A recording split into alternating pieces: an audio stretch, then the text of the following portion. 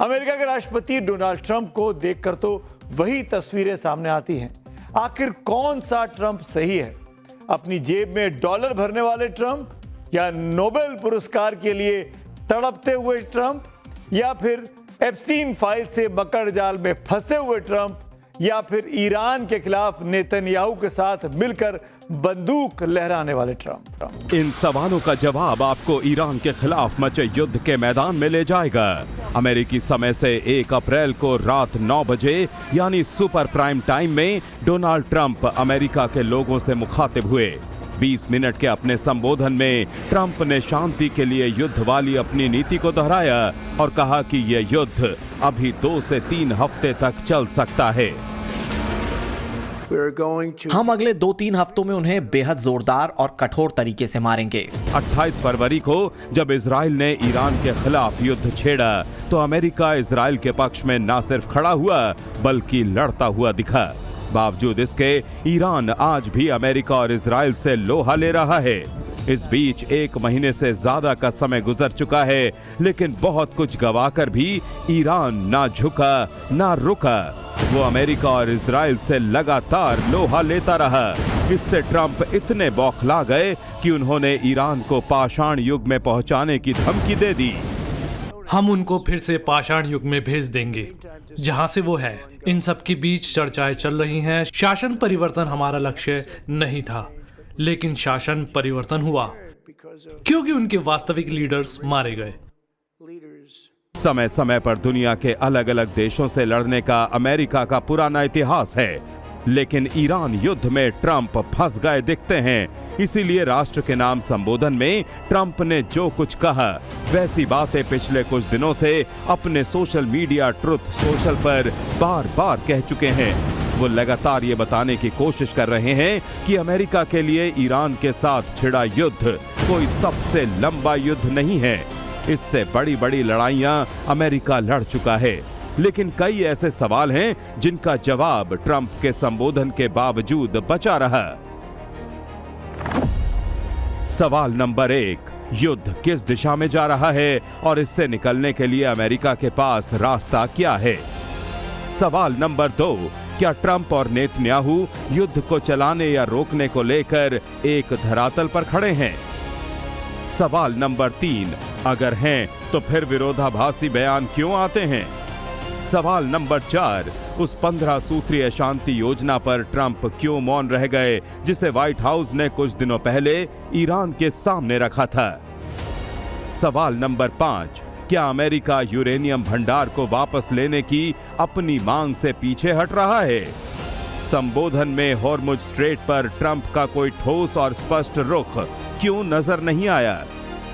सवाल नंबर 7, क्या ईरान युद्ध और खासकर हॉर्मुज संकट में ट्रंप ने सहयोगी देशों को अकेला छोड़ दिया?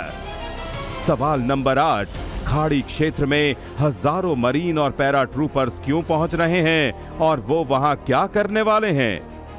सवाल नंबर 9, अगर ट्रंप को लगता है कि यह युद्ध एक निवेश है तो इस निवेश की कीमत किसको चुकानी पड़ेगी?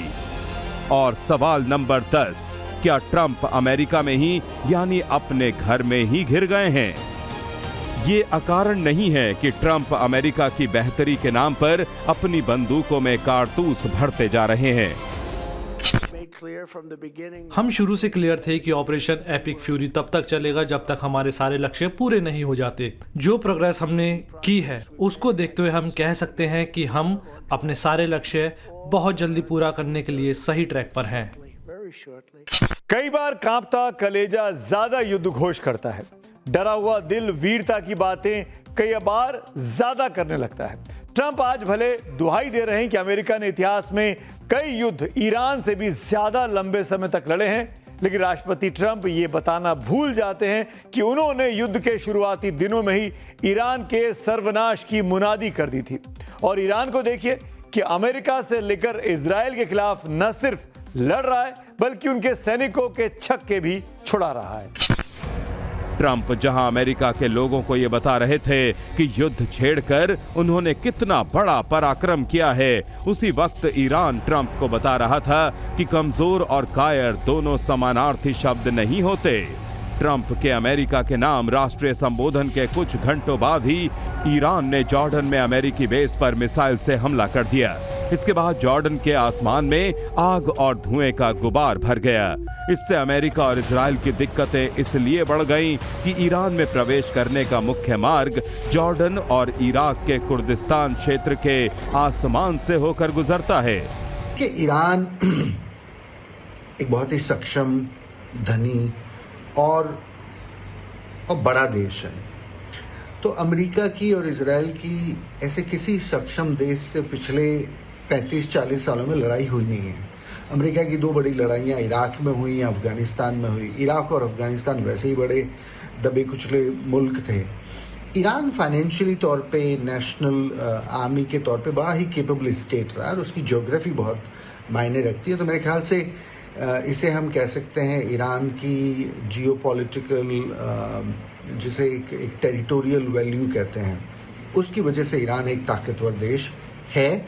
और उस ताकत का अनुमान अब ईरान की इस लंबी लड़ाई से सबको लग रहा है कि ईरान उतनी आसानी से हराई जाने वाली चीज नहीं है। इस बीच एक प्रमुख अमेरिकी थिंक टैंक ने जो कुछ कहा है उससे अमेरिका की तैयारी और युद्धक साजो सामान पर सवाल या निशान उठने लगे हैं।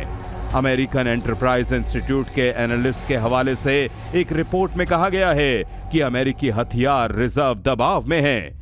इन सब के बीच अमेरिका के हथियार स्टॉक में कमी की रिपोर्ट सामने आई है। ट्रंप के लिए ऐसी उलझनों का दौर आया है कि देश में विरोध है और सहयोगी देशों में भी प्रतिरोध है। ब्रिटेन के प्रधानमंत्री कीर स्टारमर पहले ही कह चुके हैं कि ईरान के खिलाफ युद्ध उनका नहीं है, सिर्फ ब्रिटेन ही अमेरिका से खफा हो। बात इतने तक सिमटी हुई नहीं है, बल्कि इससे आगे बढ़कर ब्रिटेन ग्लोबल हॉर्मुज समिट के जरिए हॉर्मुज स्ट्रेट को खुलवाने में ही जुट गया है। एक तरफ ब्रिटेन का विरोधी तेवर है, दूसरी तरफ नाटो के देश भी ईरान युद्ध में अमेरिका का समर्थन नहीं कर रहे हैं। अब तक जिन जिन देशों ने साफ तौर पर ट्रंप को रेड सिग्नल दिखाया है, उनमें Spain, Italy, France, Switzerland, Poland और ब्रिटेन शामिल हैं। ट्रंप के खिलाफ यूरोप और नाटो के देशों का क्या रुख है, इसको समझने के लिए आप इटली के प्रधानमंत्री जॉर्जिया मेलोनी को सुनिए। जॉर्जिया मेलोनी ने ट्रंप को कितना बड़ा झटका दिया है, इसको आप इस बात से समझ सकते हैं कि इटली ने अमेरिका को सिगोनेला मिलिट्री बेस का इस्तेमाल करने से रोक दिया। इटली के सिसिली आइलैंड पर वो सिगोनेला मिलिट्री बेस स्थित है। अमेरिका उस मिलिट्री बेस से बॉम्बर को मिडिल ईस्ट भेजना चाहता है।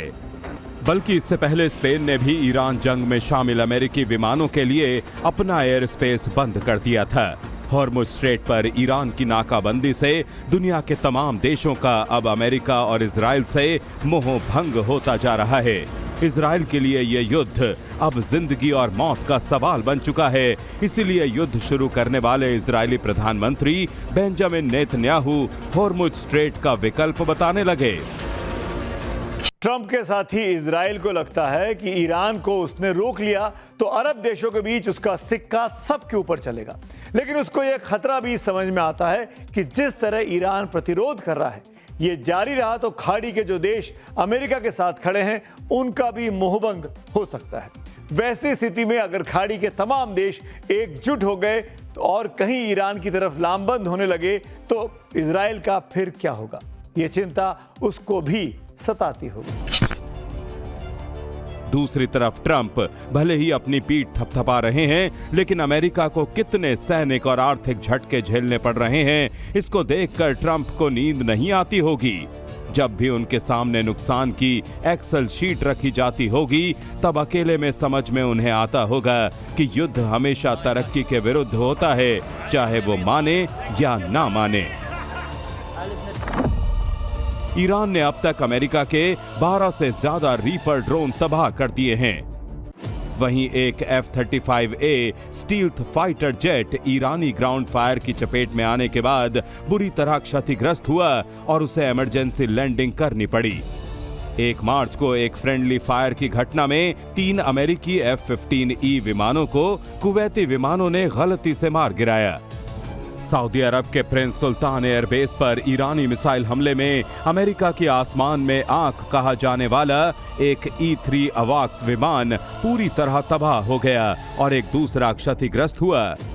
इतना ही नहीं, हवा में ईंधन भरने वाले 7 विमान नष्ट या क्षतिग्रस्त हो गए। वहीं जॉर्डन और सऊदी अरब में अमेरिका के कम से कम 12 रडार सिस्टम और सैटेलाइट टर्मिनल पूरी तरह तबाह या बेकार हो चुके हैं। अकेले एक थर्ड रडार की कीमत ही $300 मिलियन यानी 2,800 करोड़ रुपए से ज्यादा होती है। यानी अमेरिका के कम से कम 33,600 करोड़ रुपए तो रडार में ही उड़ गए। समंदर में अमेरिका को हुए नुकसान की बात करें तो दुनिया के सबसे महंगे aircraft carrier USS Gerald R. Ford पर 12 मार्च को भीषण आग लग गई। ईरान का दावा है कि उसने अमेरिका के कई लॉजिस्टिक जहाजों को भी निशाना बनाया है।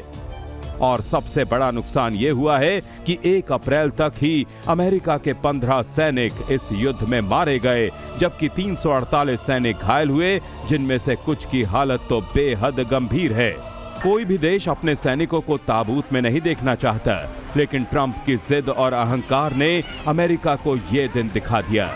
उससे अमेरिका के लोगों का गुस्सा फूट पड़ा। जिस अमेरिका के लोगों ने 1.25 साल पहले ट्रंप को राष्ट्रपति बनाकर अपने सिर माथे पर बिठाया था, उसी ट्रंप के खिलाफ लोग सड़कों पर इस तरह उतर आए। 28 मार्च को पूरे अमेरिका में करीब 80 लाख लोग ट्रंप के खिलाफ नो किंग्स रैली में शामिल हुए। नो किंग्स का मतलब है कि अमेरिका में कोई राजा नहीं है, यानी ट्रंप कोई राजा नहीं है जो अपनी मर्जी से कुछ भी करेंगे। ट्रंप की सनक और दादागिरी से भरे फैसलों को लेकर पूरे अमेरिका में 50 राज्यों में 3,300 से ज्यादा जगहों पर यह प्रदर्शन किए गए। अमेरिका की चिंता जो हो गया वहीं तक नहीं है, बल्कि जो हो सकता है उसको लेकर है, क्योंकि अब ईरान के निशाने पर अमेरिका के हथियार और सैनिक अड्डे ही नहीं हैं, बल्कि कई बड़ी अमेरिकी कंपनियों के दफ्तर भी हैं जो पश्चिम एशिया में मौजूद हैं। जो अमेरिकी कंपनियां ईरान के निशाने पर हो सकती हैं, उनमें Cisco, HP, Intel, Oracle, Microsoft, Apple, Google, Meta, IBM, Dell, Palantir, Nvidia, JP Morgan, Tesla, GE, Spire Solutions, G42, Boeing जैसे बड़े नाम शामिल हैं।